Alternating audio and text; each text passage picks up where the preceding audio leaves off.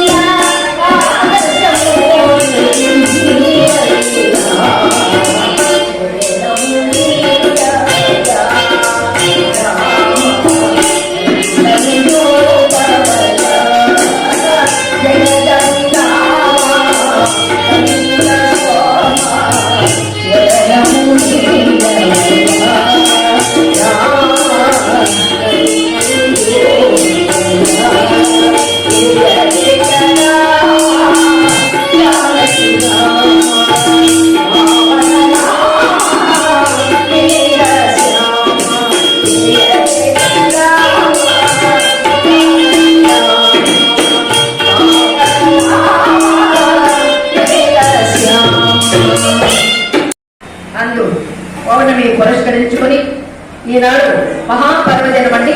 స్వామివారి సన్నిధానంలో స్వామివారి అభిషేకాలు, అన్నదానాలు, తీర్థ ప్రసాదాలు అన్నీ కూడా ఎంతో భక్తి శ్రద్ధలలో యొక్క కార్యక్రమాలన్నీ జరిపిస్తున్నటువంటి వారికి, ఆలయ అర్చక స్వాముల వారికి, ఆలయ ధర్మకర్తలకు, కమిటీ వారికి, చైర్మన్ వారికి, యువ వారికి, భక్తాదులకు, కళా అభిమానులకు, కళా పోషకులకు, కళా హృదయులకు అందరికీ కూడా మా హృదయపూర్వక నమస్కారాలు తెలియజేసుకుంటూ, అలాగే అన్నమయ్య సంకీర్తనలు, అలాగే ఇప్పుడు హరికథ కార్యక్రమం ప్రారంభమవుతున్నది.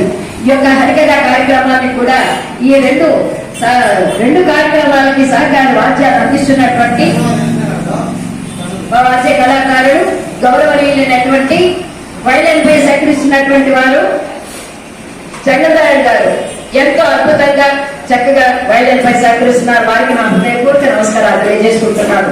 అలాగే గౌరవనీయులు ఏ కృష్ణమూర్తి గారు తబలాపై సహకరిస్తున్నారు. వారికి కూడా నా హృదయపూర్వక నమస్కారాలు తెలియజేసుకుంటూ అలాగే ఇక్కడ ఎంతో మంది గాయకులు, కళాకారులు, కళా అభిమానులు, కళా పోషకులు ఉన్నారు.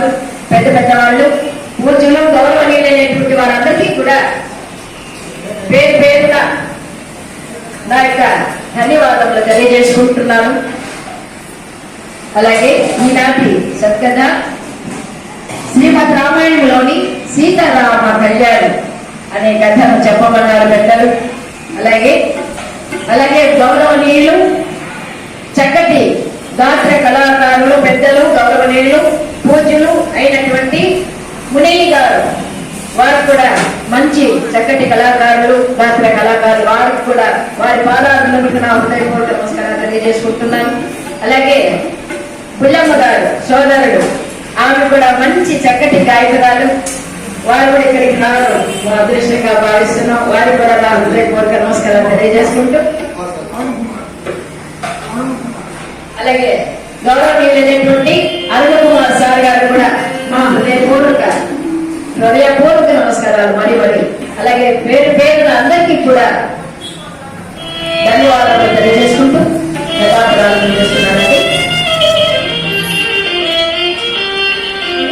ప్రతి ఒక్కరూ కూడా భోజనం అయిన తర్వాత స్వామివారి సన్నిధానానికి వచ్చి ఈ యొక్క కార్యక్రమాన్ని కూడా జయప్రదం చేయాలని పేరు పేరున అందరికీ కూడా ప్రార్థిస్తూ కథ ప్రారంభం చేస్తున్నానండి.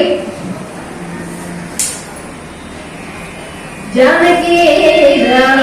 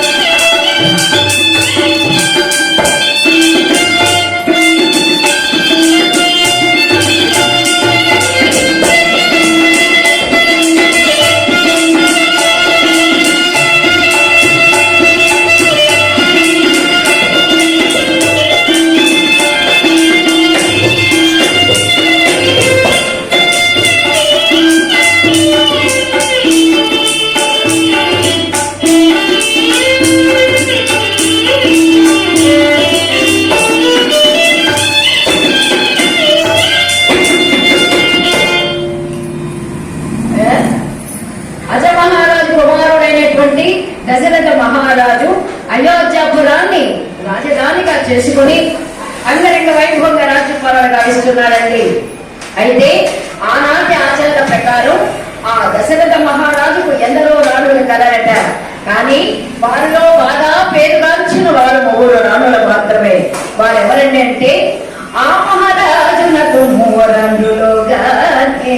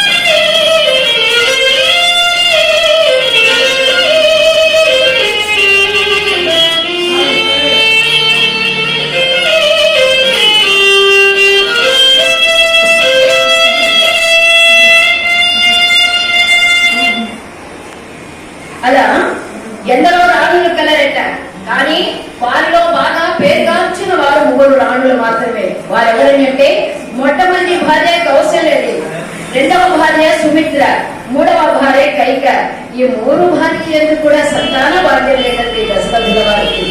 కానీ కళ్ళకపోతారా అని కొనాలి అలాగే పోయారు. కానీ 60,000 సంవత్సరములు వచ్చాయి, అప్పటికి సంతాన భాగ్యం లేదు. ఒకటే చింతన, ఒకటే ఆవేదన యొక్క దశరథ మహారాజు. ఎందుకంటే గతినాస్తి అన్నారు, పుత్రులు లేని వారికి సద్గతులు ఉండవట.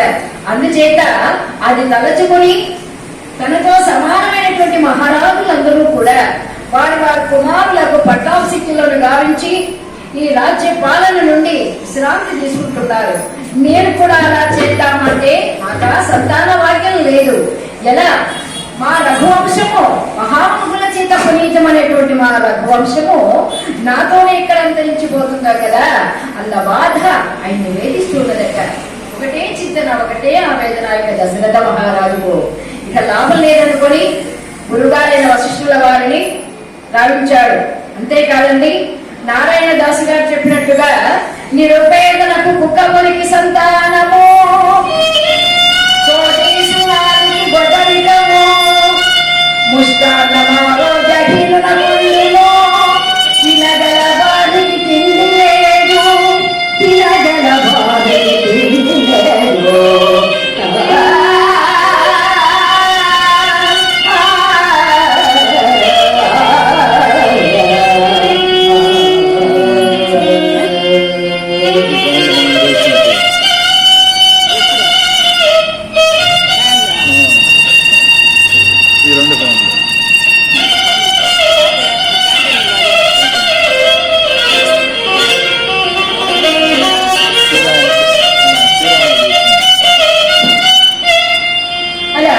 చూడండి, నిరుపేదల ఇంటిలో కుక్క మురికి సంతానమట. కుక్క డజన్ ఈడుతుంది కదండి, అలాగే ఆ నిరుపేదల ఇంటిలో వద్దు బాబు అంటున్నా కూడా అప్పటికే 6 మంది సంతానమట వారికి. వారి ఇంట తినడానికి తిండి ఉండదు, కట్టుకోవడానికి బట్టలు ఉండవు, ఉండడానికి ఇల్లు ఉండదు. ఇలాగే భార్య భర్త వారికి 6 సంతానం, 6 సంతానం. ఇంకొద్దు బాబు ఈ సంతానము నేను వేగలేని పిల్లలతో అని భార్యకి చెప్పి వాళ్ళ ఆ ఇంటి యజమాని 2 సంవత్సరాలు తీర్థయాత్రకు వెళ్ళిపోయాడు. వెళ్ళిపోయి 2 సంవత్సరాల తర్వాత తిరిగి వచ్చాడు. ఈమె 2 సంవత్సరాలు గాను ఆమె 2 కవుల పిల్లలను కన్నదండి. ఆశ్చర్యపోయాడు, ఏమిటి ఇది భాగ్యం, పిల్లలు వద్దనే కదా నేను 2 సంవత్సరాలు తీర్థయాత్ర వెళ్ళిపోయాను, మళ్ళా తిరిగి వచ్చేసరికి 2 సంవత్సరాలకి 2 కవుల పిల్లలు కన్నావు ఎలా అంటే, అవునండి మీరు వెళ్ళక ముందే నాకు 3 నెలల గర్భం అండి, ఆ విషయం చెప్పడం మీతో మర్చిపోయాను, కనుక ఇదిగో కవల పిల్లలు పుట్టారండి అన్నాడట. అలాగే చూడండి, వద్దు బాబు అంటున్నా కూడా వారికి సంతానాన్ని ఇస్తూనే ఉంటాడు భగవంతుడు. అలాగే కోటీశ్వరానికి గొడ్రాలితను, వారి ఇంటిలో కోటీశ్వరునికి కుబేరుని కాదనే వైభవం, అష్టైశ్వర్యాలలో పెరుగుతున్నాడు దశరథ మహారాజు. కానీ వారి ఇంట అమ్మా నాన్న అని పిలిపించుకోవడానికి ఒక ఆడబిడ్డ గాని ఒక మగబిడ్డ గాని కనీసం ఒక పిల్లి కూడా మియావనడానికి లేదండి వారి ఇంట. ఎన్ని కోట్లు ఉంటే ఏం లాభం అండి, ఎంత ఐశ్వర్యం ఉంటే ఏం లాభం అండి. కనుక అది తలచుకొని మరింత కృంగిపోసాగాడు దశరథ మహారాజు. ఏమిటబ్బా ఈ అన్యాయం, మహామహుల చేత పునీతమైనదే మా రఘువంశము, అటువంటిది నాతో ఇక్కడ అంతరించిపోతుంది కదా, నాతో అలా అంతరించిపోవడానికి లేదు, మా వంశము నిర్వంశము కాకూడదు అని ఆలోచించి గురుగారే వశిష్ఠుల వారిని రావించాడు దశరథ మహారాజు. గురువు గారు ఇచ్చేశారు. గురుదేవ తన బాధతో చెప్పుకున్నాడు. అలా చెప్పుకోవాలని దశరథ నీకు తప్పకుండా సంతానము కలుగుతుంది అన్నాడు. అలా అనగానే ఆశ్చర్యపోయాడు దశరథుడు. గురుదేవ హాస్యానికి అంటున్నారా లేక నా మనసు ఓదార్చడానికి అంటున్నారా? నా వయసు ఎంత? 60,000 సంవత్సరములు. ఈ వయసులో నాకు సంతానం ఏమిటండి గురుదేవ? ఎక్కడైనా ఎండమాపండి వేళ ఎత్తి ఎడుగుతుందా? గాలి విప్పున పద్మము కలుగుతుందా? హోమగుండంలో పద్మం మొలుస్తుందా అండి? మొలవదు కదా. అలాగే ఎత్తి ఎక్కడైనా ఈనుతుందా? ఈనదు కదా. అలాగే 6 నూనెలను సహజంపు మారున మరి విత్తనాడితే మామిడి చెట్టు మొలుస్తుందా ఎక్కడైనా? అలాగే ఈ ముసలివానికి సంతానం కలుగునా? ఇదంతా నా అధ్యాసే కానీ మరేమి లేదు గురుదేవా అన్నాడు దశరథ మహారాజు. ఆ మాట వినగానే వశిష్ఠ మునిందుడు అన్నాడు, గురుదేవ మీరేమో ఆశ్చర్య కలిగిస్తున్నారు, అనగా దశరథ ఏం చెబుతున్నారు అలా అనుకు, నీకు తప్పకుండా సంతానం కలిగి తీరుతుంది అనగాని కనుక నేను చెప్పినట్టు చెయ్యి, తప్పకుండా నీకు సంతానం కలుగుతుంది అన్నాడు. ఈ విధంగా యాగం చేయమంటున్నారు.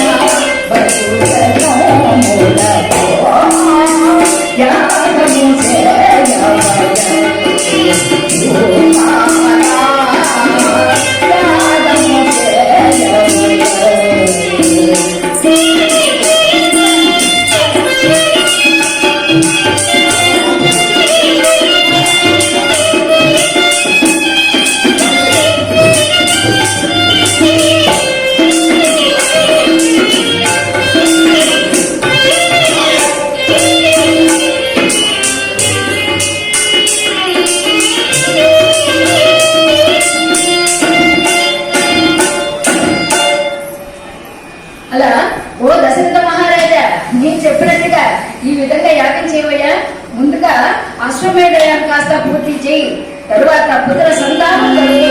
పుత్రకామేష్టి యాగం చేశావంటే తప్పకుండా నీకు సంతానం కలిగి తీరుతుంది అని గురుగారు అక్కడి నుంచి చెప్పారు. ఆ మాట వినగానే ఆనందంతో అలాగే గురుదేవా తమను చెప్పినట్టే చేస్తాను అని ఆ యాగం చేయడానికి అన్ని ఏర్పాట్లు గావించాడు. ముందుగా అశ్వమేధం కాస్త పూర్తి గావించాడు. ఇక పుత్ర సంతానం కొరకు పుత్రకామేష్టి యాగం చేయాలని అన్ని ఏర్పాట్లు గావిస్తూ ఉన్నాడు. ముందుగా బంగారు రథాన్ని తీసుకుని వెళ్లి విభానక మహర్షి కుమారుడైనటువంటి ఋష్యశృంగుల వారిని, అతని భార్య శాంతాదేవిని, ఆ ఇరువురిని కూడా బంగారు రథంలో కూర్చోబెట్టుకుని అయోధ్య నగరానికి తీసుకొచ్చారు దశరథుల వారు. ఇక మహర్షులందరూ కూడా విచ్చేశారు. చుట్టుపక్కల ఉన్న ఆ ప్రజలందరూ కూడా విచ్చేశారు యాగం చూడడానికి. ఇలా జరుగుతూ ఉండగా అన్ని ఏర్పాట్లు జరుగుతూ ఉన్నాయి. ఇలా ఉండగా లంకేశుడైనటువంటి రావణాసురుడు బ్రహ్మమూర్తి ఘోర తపస్సు చేశాడు. చావులేని వరాన్ని పొందాడు. కానీ నరవానరులు మాత్రం పేర్కొనలేదు. అలా బల గర్వము చేత ఎన్నో అక్రమాలు అన్యాయాలు చేస్తున్నాడు, ఎన్నో దుష్కర్యాలు చేస్తున్నాడు, విజృంభణ సాగిస్తున్నాడు. భూలోకం కంపించిపోయేలాగా రాజకాలు చేస్తున్నాడు. ఎక్కడ ఆడవారు కనిపించడం, బలాత్కరించడం, యజ్ఞయాగాలన్నీ ధ్వంసం చేయడం, మహర్షులందరినీ పీడించడం, ఇలాంటి ఘోర కృత్యాలు చేస్తూ దేవలోకానికి వెళ్ళాడు. అక్కడ దేవేంద్రసేన సింహాసనం కిందకి దింపవేశాడు. తాను సింహాసనాన్ని అధిష్ఠించాడు. ఆ సింహాసనానికి నవగ్రహాలన్నింటినీ మెట్టుగా మర్చుకున్నాడండి. ఇక పంచభూతాలన్నింటినీ తన అధీనంలోకి తెచ్చుకున్నాడు. దేవతల చేత వెట్టి చాకరీ చేయించుకుంటున్నాడు. ఆడమంటే ఆడాలి, పాడమంటే పాడాలి. అతను ఆడడానికి అంతం పొందు లేకుండా పోయింది. వారు పెట్టే బాధలు కోరవలేక ఆ దేవతలందరూ కలిసి వరాలు ఇచ్చినటువంటి సత్యలోకానికి వెళ్లి బ్రహ్మదేవుల వారితో మొరపెట్టుకున్నారు. అంత బ్రహ్మదేవుడు అన్నాడు, జనకుడు శ్రీమన్నారాయణమూర్తి అక్కడే కదండి, ఆయన తరుణోపాయం చెప్పగలరు అని బ్రహ్మాది దేవతలు, నారదాది మనుషులందరూ కూడా వైకుంఠానికి వెళుతున్నారు భగవన్నామ స్మరణ చేసుకుంటూ.